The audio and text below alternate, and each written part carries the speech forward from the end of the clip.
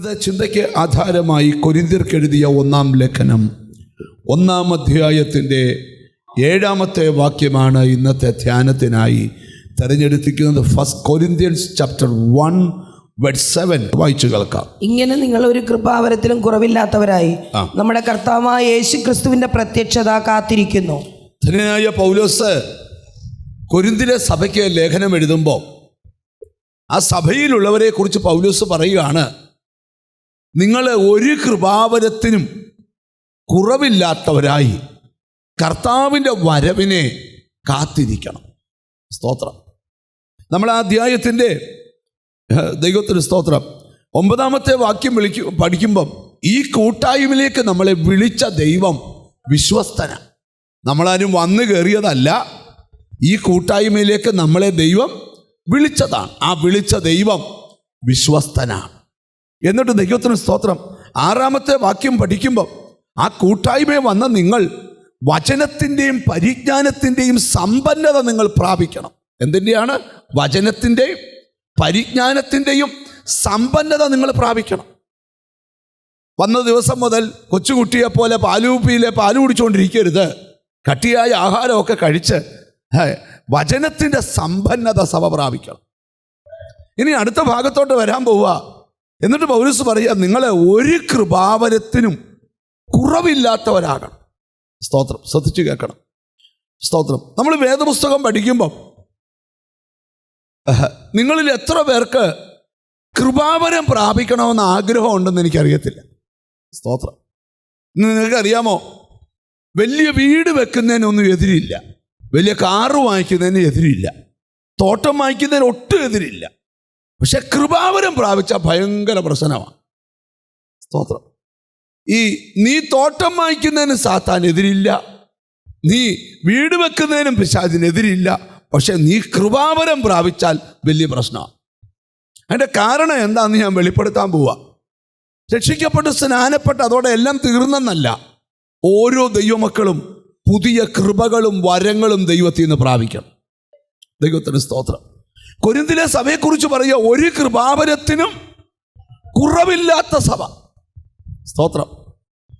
ഞാൻ നിങ്ങളോട് ചോദിക്കുകയാണേ, നമ്മൾ സാധാരണ പഠിച്ചു വരുന്നത് രക്ഷിക്കപ്പെട്ടു, പിതാവിൻ്റെയും പുത്രൻ്റെയും പരിശുദ്ധാത്മാവിൽ സ്നാനപ്പെട്ടു, അപ്പം നുറുക്കും, കൂട്ടായ്മ ആചരിക്കും, പ്രാർത്ഥന കഴിക്കും, വിശുദ്ധ ജീവിതം നയിക്കും, അഭിഷേകം കൂടെ പിന്നെ പ്രാപിക്കും. അത് കഴിഞ്ഞാൽ റെഡിയാണ്, ഇനി കാഹളം ധ്വനിച്ചാൽ മതി.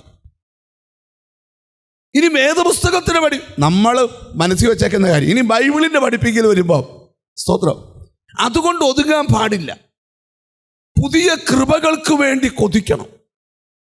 സ്തോത്രം. കർത്താവിൻ്റെ വരവ് നോക്കി പാർക്കുമ്പോൾ തന്നെ എന്തുണ്ടാകണം? നിങ്ങളുടെ അകത്ത് കൃപാവരം ഉണ്ടാകണം. എന്തുണ്ടാകണം? ചിലർ പറയും, നമ്മൾ ഇനിയും കൃപാവരമൊക്കെ വാങ്ങിച്ചു വല്ലവരുടെയൊക്കെ മുഷി എന്തിനാ സ്തോത്രം സമ്പാദിക്കുന്നത്. ഇങ്ങനെയൊക്കെ നമുക്ക് അങ്ങ് പ്രാർത്ഥിച്ചു പോയാൽ നമ്മളെക്കുറിച്ച് ആരും ഒന്നും പറയത്തുമില്ല, നമുക്ക് മോശമായൊരു കാര്യം ഉണ്ടാകത്തുമില്ല. ഇപ്പം ആരെ കാണിക്കാനാണ് ഈ കൃപയൊക്കെ? അങ്ങനൊന്നും ചിന്തിക്കരുത്. അതെന്താന്ന് ഒന്ന് ധ്യാനിക്കാനാണ് ഇന്ന് ഈ വാക്യം എടുത്തിരിക്കുന്നത്.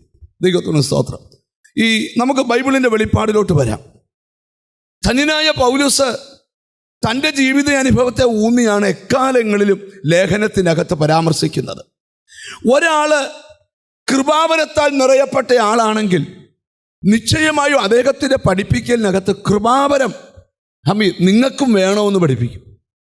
പൗലോസ് ഭയങ്കര പ്രാർത്ഥനാ മനുഷ്യനാ. കൊലോസ്യ സഭയ്ക്ക് ലേഖനം എഴുതുമ്പം പ്രാർത്ഥനയിൽ ഉറ്റിരിപ്പീൻ, സ്തോത്രത്തോടെ അതിൽ ജാഗരിപ്പീൻ, അല്ലേ? പ്രാർത്ഥനയിൽ ഉറ്റിരിപ്പീൻ, സ്തോത്രത്തോടെ അതിൽ ജാഗരിപ്പീൻ. സ്തോത്രം. അതിൻ്റെ താഴോട്ട് നമ്മൾ പഠിക്കുമ്പോൾ കാരണമായ ക്രിസ്തുവിന്റെ മർമ്മം പ്രസ്താവിപ്പാൻ തക്കവണ്ണം ദൈവം ഞങ്ങൾക്ക് വചനത്തിന്റെ വാതിൽ തുറന്നു തരികയും, വചനത്തിന്റെ വാതിൽ തുറന്നു തരികയും ഞാൻ സംസാരിക്കേണ്ടവണ്ണം അതിനെ വെളിപ്പെടുത്തുകയും ചെയ്യേണ്ടതിന് ഞങ്ങൾക്ക് വേണ്ടിയും പ്രാർത്ഥിക്കുക. അപ്പൊ ഒരു കൂട്ടായ പ്രാർത്ഥന. അപ്പൊ പൗലോസ് പ്രാർത്ഥനാ മനുഷ്യനായിരുന്നു. പ്രാർത്ഥന എന്ന് പറഞ്ഞാൽ ചെറിയ പ്രാർത്ഥനയല്ല.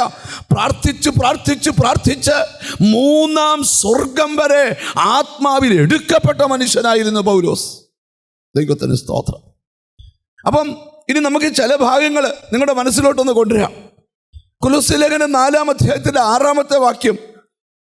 നിങ്ങളുടെ വാക്ക് ഓരോരുത്തരോട് നിങ്ങൾ എങ്ങനെ ഉത്തരം പറയണമെന്ന് അറിയേണ്ടതിന് നിങ്ങളുടെ വാക്ക് എപ്പോഴും കൃപയോട് നിങ്ങളുടെ വാക്ക് എപ്പോഴും കൃപയോട് കൂടിയത്. അടുത്തിരിക്കുന്ന ആളോടൊന്ന് ചോദിച്ചേ, നിങ്ങളുടെ വാക്ക് കൃപയോട് കൂടിയതാണോ എന്നൊന്ന് ചോദിച്ചു.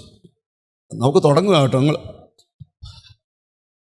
പാസ്റ്റർ, ഇന്നലെ വൈകിട്ട് 7:45 ഞാൻ ഇച്ചിരി നേരത്തേക്ക് കൃപ മാറ്റി ഇങ്ങോട്ട് വെച്ചു. മിണ്ടുന്നില്ല കേട്ടോ. നിങ്ങളുടെ വായിൽ നിന്ന് വരുന്ന വാക്ക് എങ്ങനെ ആയിരിക്കണം? കൃപയോടുകൂടിയത്. ഉപ്പിനാൽ രുചി വരുത്തിയത്. കൃപയുള്ള വാക്ക് വരുത്താൻ പറ്റാത്ത ആൾക്കാരുണ്ടെങ്കിൽ ഇന്ന് തീരുമാനിച്ചു പോണം എന്ന് പറഞ്ഞാൽ മനസ്സിലായോ? ഇപ്പൊ ഭർത്താവും ഭാര്യയും കൂടെ വർത്താനം പറയാം, മോളെ എന്തോ ഉണ്ട്, കൃപ കൃപ. കുഞ്ഞുങ്ങൾ എന്തോ പറയുന്നത്, കൃപ. അങ്ങനെ പറയണമെന്നല്ല, നിങ്ങൾ ശ്രദ്ധിച്ച് കേൾക്കണം. സ്തോത്രം. കൃപയ്ക്ക് കോട്ടം വരുന്ന ഒരു വാക്ക് പോലും നമ്മുടെ വായിൽ നിന്ന് വരരുത്. പറ്റുമോ? അങ്ങനെ പറ്റുമോ? അങ്ങോട്ട് സഹകരിച്ചേ. പറ്റുമോ? പറ്റണം. എന്തുവാ? ഞാൻ വലിയ കാര്യത്തിലോട്ട് നിങ്ങളുടെ മനസ്സിനെ കൊണ്ടുപോവാ. എന്തുവാ? പറ്റണം. പക്ഷെ ഈ ദേഷ്യം വരുമ്പോൾ മാത്രമേ ഉള്ളൂ എനിക്ക്, അല്ലാത്തപ്പോൾ അതിന്ന് പൊട്ടണം. നിന്റെ വായിൽ നിന്ന് വരുന്ന വാക്ക് എങ്ങനെ ആയിരിക്കണം? കൃപയോടുകൂടിയതും, അടുത്ത പറയാ ഉപ്പിനാൽ രുചി വരുത്തിയതുമായിരിക്കട്ടെ. ഈ ചിലരൊക്കെ വിഷം തൊടുമ്പളേ വിഷകാര്യം എടുക്ക പൊള്ളി വിഷക്കല്ല് വെച്ച് വിഷമിറക്കും പണ്ടൊക്കെ.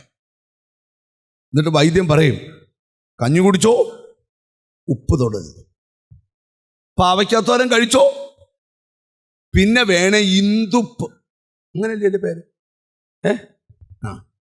ഇന്ദുപ്പ് വേണേ ഇച്ചിരി. നല്ല കൊശിയായിട്ട് ചിക്കനും മട്ടനും ഒക്കെ കഴിച്ച ആളെ ഉപ്പില്ലാത്ത കഞ്ഞി കുടിക്കുന്ന ഭാവം ഒന്ന് കണ്ടേ. വേണോ? ഇങ്ങനെ കുടിക്കുന്നവൻ്റെ കഞ്ഞിയിലോട്ട് ഇച്ചിരി ഉപ്പ് കൊടുത്താൽ മുഖഭാവം മാറുന്ന പോലെ ആയിരിക്കണം. നീ ഒരു വീട്ടിൽ ചെന്ന് അച്ചായ എന്ന് പറഞ്ഞ് 2 വർത്താനം പറഞ്ഞാൽ ആ വീട്ടിലുള്ളവൻ്റെ മുഖഭാവം മാറണം. അത് മാറണമെങ്കിൽ നിൻ്റെ അകത്ത് കൃപ വേണം. സ്തോത്രം. ഇനി നിങ്ങൾ ശ്രദ്ധിച്ചു. അപ്പം നമ്മുടെ വായിൽ നിന്ന് വരുന്ന വാക്ക് എന്തോ ആയിരിക്കണം എന്ന് പറഞ്ഞ് കൃപയോട് കൂടിയത് ആയിരിക്കണം. എഫെസ്യ ലേഖനം 4-ാം അധ്യായം 29-ാമത്തെ വാക്യം, കേൾക്കുന്നവർക്ക് കൃപ ലഭിക്കേണ്ടതിന് ആവശ്യം പോലെ ആത്മീക വർധനയ്ക്കായി നല്ല വാക്കല്ലാതെ ആകരുതാത്തതൊന്നും നിങ്ങളുടെ വായിൽ നിന്ന് പുറപ്പെടരുത്. നല്ലൊരു ഹല്ലേലൂയ പറഞ്ഞാട്ട് ഒന്ന് വായിച്ചു കേൾപ്പിക്കാം. കേൾക്കുന്നവർക്ക് കൃപ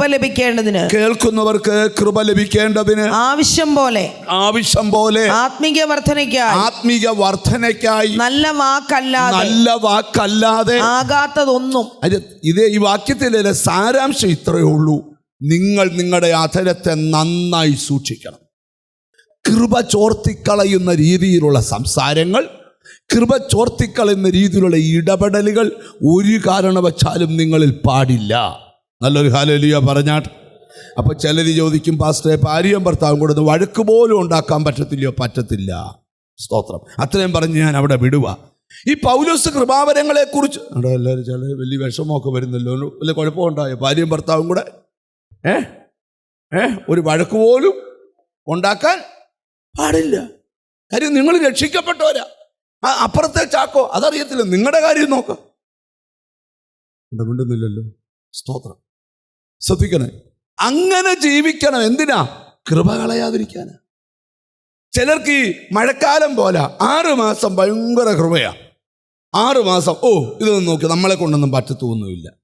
അങ്ങനെ പോകരുത്. നിങ്ങൾ ശ്രദ്ധിക്കണം. ഈ പൗലോസ് അതിനെ പറയും. അതുകൊണ്ടായി പൗലോസ് പറയുന്നത്, ഒരു സഭയ്ക്കകത്ത് സ്തോത്രം കയറി വന്ന് ഒരു പാട്ടുപാടി കൈയടിച്ചേച്ച് ആരാധന കഴിഞ്ഞ് പോകുവല്ല, മറിച്ച് ദൈവമക്കൾക്ക് കൃപ പ്രാപിക്കാൻ കൊതി വേണം. എന്തുവാ? ദൈവകൃപ പ്രാപിക്കാനുള്ള കൊതി ഉണ്ടാകണം. ദൈവത്തിന് സ്തോത്രം. ഈ പൗലോസ് കൊരിന്തിലെ സഭയ്ക്ക് ലേഖനം എഴുതുമ്പോൾ ആ സഭയോട് പറയുന്നത് നിങ്ങൾ ശ്രദ്ധിച്ചു കേട്ടെ. 1 കൊരിന്ത്യർക്ക് എഴുതിയ ലേഖനം 14-ാം അധ്യായത്തിലെ 1-ാമത്തെ വാക്യം. ദൈവത്തിന് സ്തോത്രം. നമുക്കൊന്ന് വായിക്കാം.